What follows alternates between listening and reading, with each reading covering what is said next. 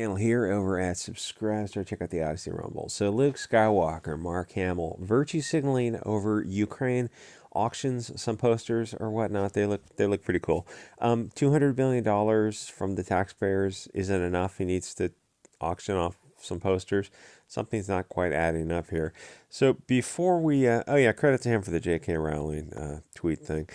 Before we start, the weird thing I hear about the left protecting Ukrainian democracy. They always love that phrase, democracy, instead of constitutional representative republic or whatever they have.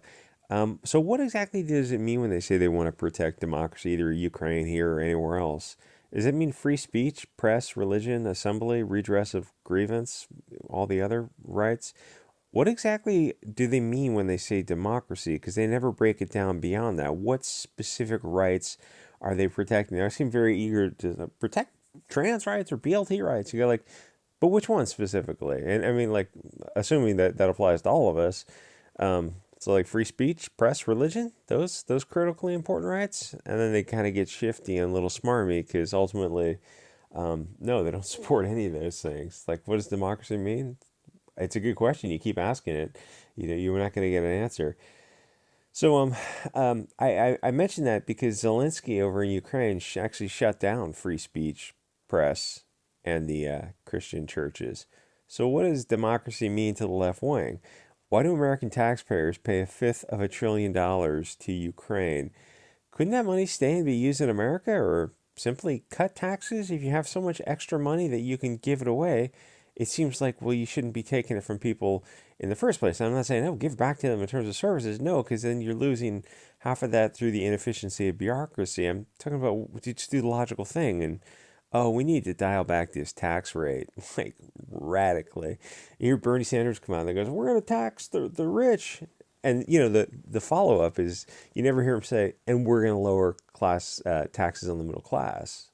So all those are making under X amount of dollars, I hear you say you're going to raise the taxes on those making over, but you never say you're going to cut the taxes on everyone else.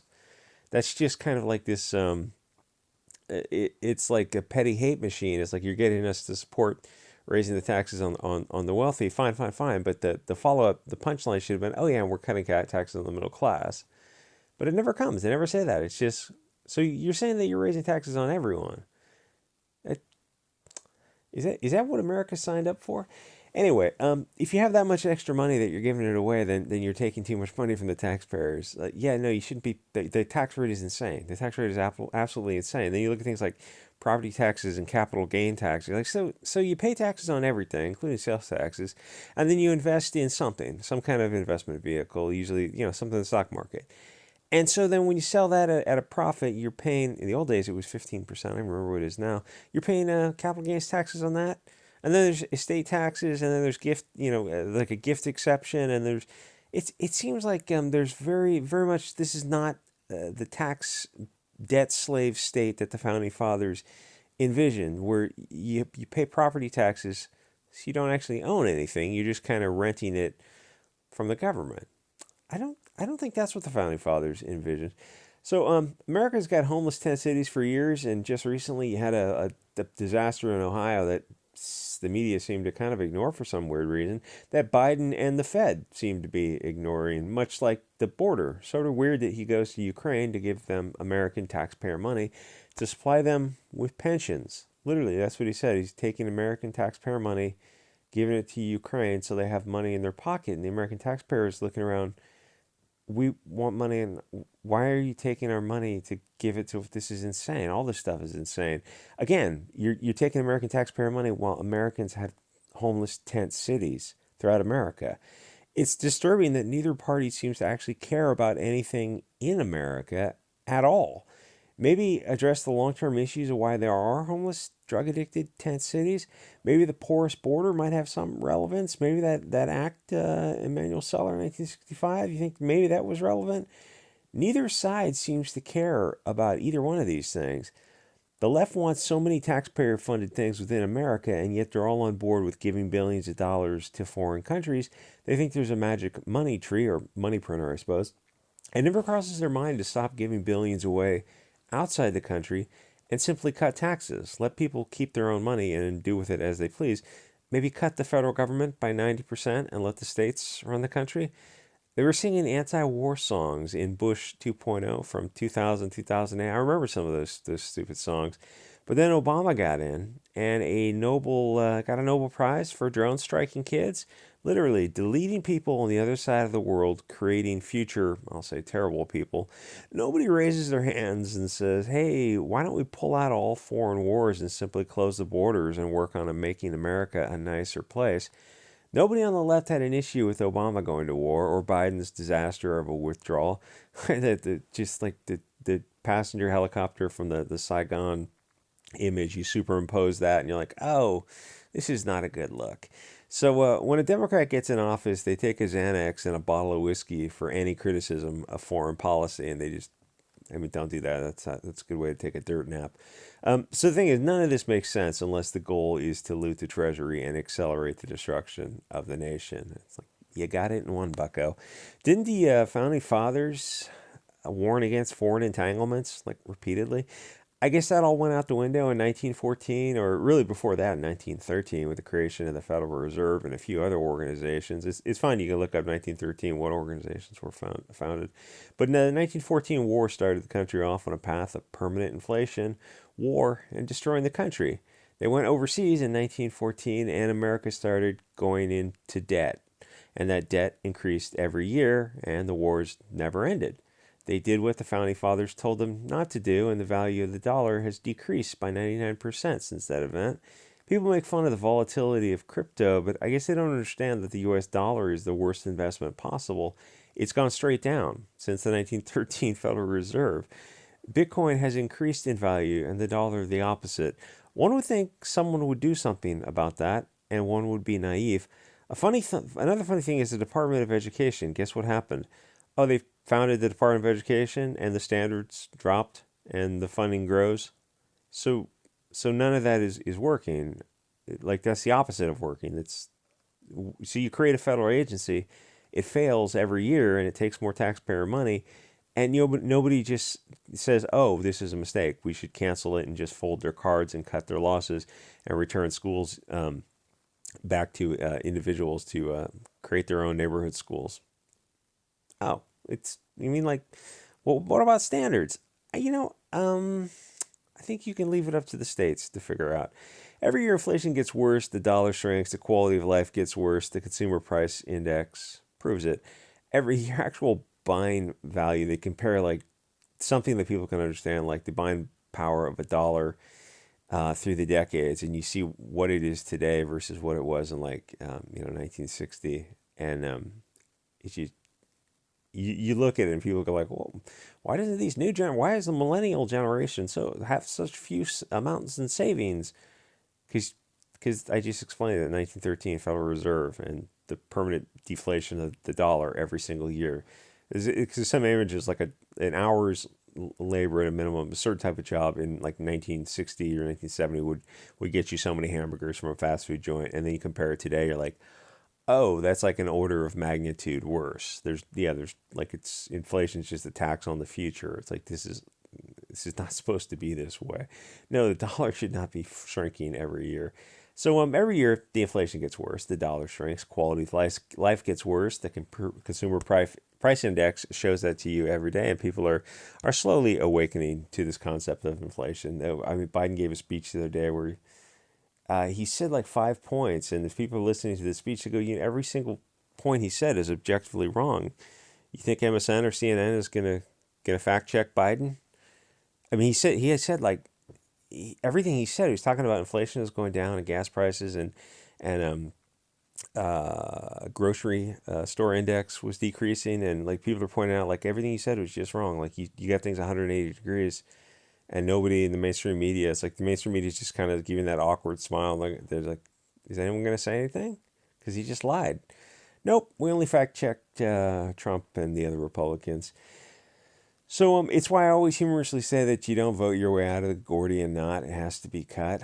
Almost everything the federal government does is a waste of taxpayer money, and not enough people are talking about reducing the federal government back to a skeleton and pull the military out of foreign wars. It's been over 100 years of foreign wars and increasing debt. The left keeps talking about protecting their democracy, but in all seriousness, if it got us to this point, then either it's a failed system or it's been subverted by bad actors. Because what's left of the U.S. that deserves protection? A dollar that shrinks to inflation and a debt that increases every year in 100 years of endless wars? Whatever they're doing got us to this point. What's the point of trying to export this democracy to Ukraine so they can be enslaved to central banks and have open borders and become nothing more than an economic zone instead of a nation? What exactly would Russia do that would be any worse than American democracy? Are Americans so deluded that they think this is something worth exporting? We brought peace to the village. I don't see a village. I just see a burned field and rubble. Well, 6 one, half dozen the other. Do people think this is something the founding fathers envisioned? Central banks off the gold standard in 71 and 110 years of foreign wars? None of this makes sense, but it only shocks you when you go back to 1913, the creation of those agencies. Federal Reserve sounds like a federal government system, doesn't it? Curious. Everything is so faked and cucked, it hurts to contemplate. And as I get older, I understand why Mark Twain got a bit misanthropic concerning this damned human race, and things are so far worse than even Twain could envision. I think his last book was Mysterious Stranger 42. What a weird sci-fi book that was. To be someone's last book, kind of trippy. So the left is anti-war unless the media tells them to be pro-war, which coincidentally is always when the left wing is in charge. Doesn't it seem weird that neither side, D or R after their name, is absolutely against foreign wars? Like, it seems like both sides don't even stop to consider that is a possibility. Like the writings of the founding fathers, have we gotten so far away from this that neither side can just team up and form? The funny thing is, like, if the Republicans formed an anti-war coalition, the Democrats would knee-jerk. The Democrats are more knee-jerk, like stimulus response than Republicans, a little bit more. So if you formed, like, the right formed this big anti-war push, somehow they would say, oh, well, that's what the fashionable ones wanted. That's the Hugo Boss party right there, the anti-war party. Okay. I mean, like, if you're on the left, you're looking at these war hawks to be on both sides for sure, but, like, I thought at one point in history the left was against war. It's like the right should be against war too. And you look, it's like both sides don't even stop to consider we could just stop going to war, like almost instantly in foreign country, 10,000 on the other side of the planet. So why exactly is one country 10,000 miles away? Oh, we need to protect democracy.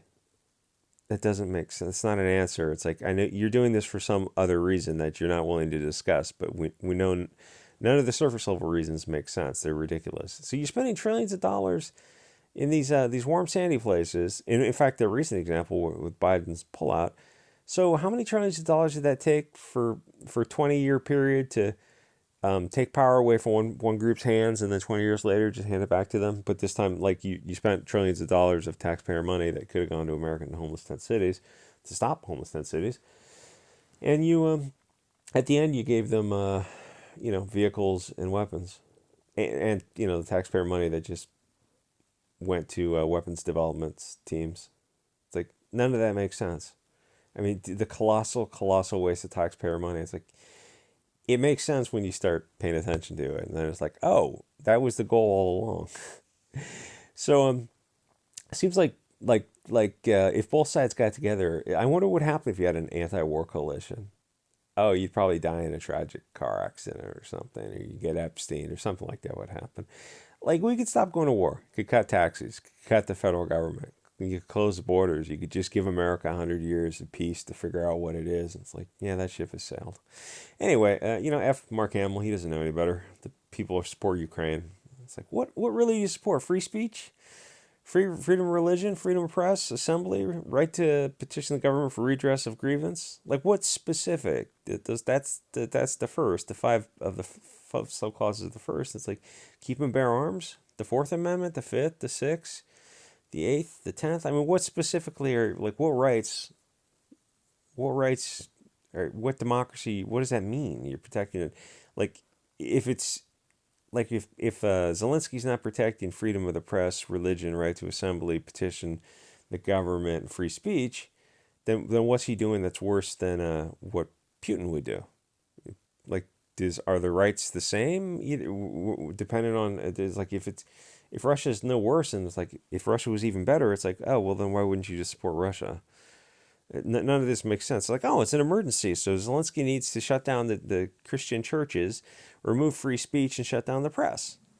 That's not how rights work. It's like if that's the democracy you're spending billions to protect, a fifth of $1 trillion, then that's just a waste of money. You're not protecting anything. You're just protecting an authoritarian dictator. You can remove rights at will. It's like those aren't rights. Anyway, like, comment, subscribe, and I'll see you guys all next episode.